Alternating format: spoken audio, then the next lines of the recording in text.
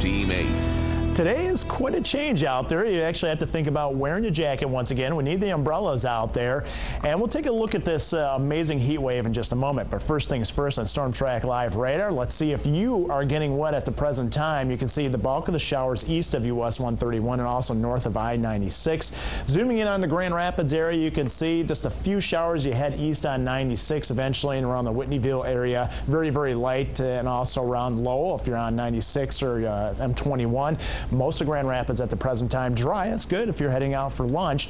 But let me expand the radar view. You can see more showers off to our south, and all this is gradually shifting to the north at a speed of about 30 miles an hour. Let's take a look at it and track the secondary batch out there right around the Fort Wayne area and just south of the Michigan-Indiana state line. As we bring this up to the Michigan-Indiana state line, we're looking at, about an hour away, I-94 Kalamazoo Battle Creek area, 2 hours away, and up towards I-96. We're looking at about 3.5 hours away before this primary batch just south of Michigan moves in.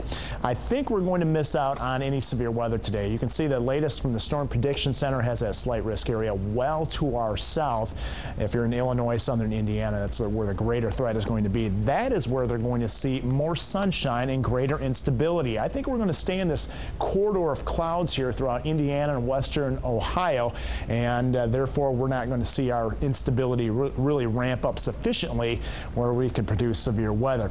Outside chance of a thunderstorm, yeah, that is possible. 59 degrees in Grand Rapids, 60 in Hastings, 65 in Kalamazoo. Some warmer temperatures towards I-94.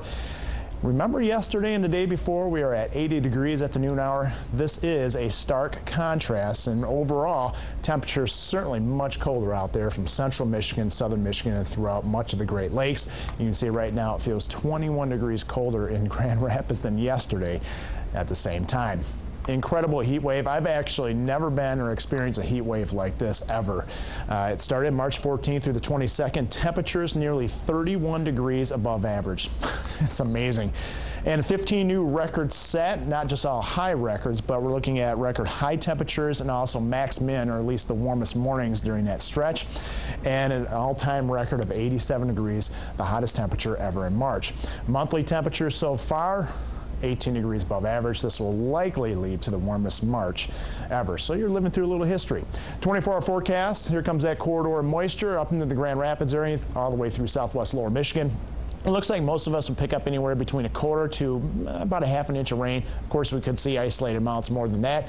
Showers become more widely scattered out there throughout the overnight period. We'll maintain a cloud cover. And as we head through Saturday, mostly cloudy skies, an isolated shower, a rumble of thunder is possible, but the chances will be less than today and tonight, about 40%.